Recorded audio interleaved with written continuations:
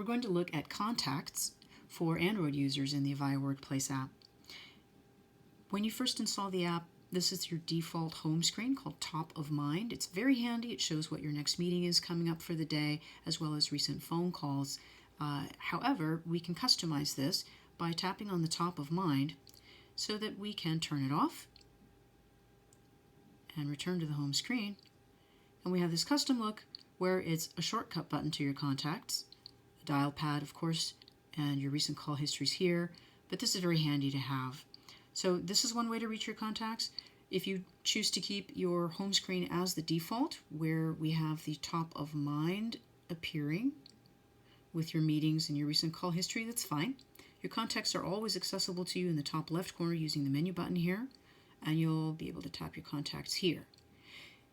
Within your contacts, you can flag individuals as your favorites by adding a star next to their name in the contacts, and then you have a shorter kind of a speed dial list for your favorites.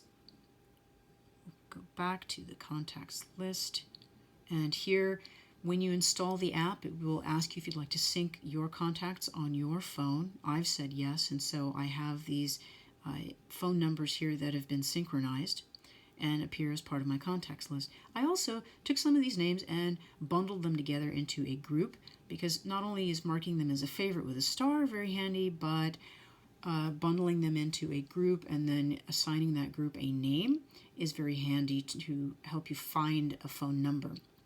Rather than look for the individual's name, it might be easier for you to remember the group that they work within. I'll minimize these here. To add a person to your list of contacts or to create a new group, you tap the plus icon here, and you can create a contact or create a group. When you create the group, it will ask you to add individuals to it and name it.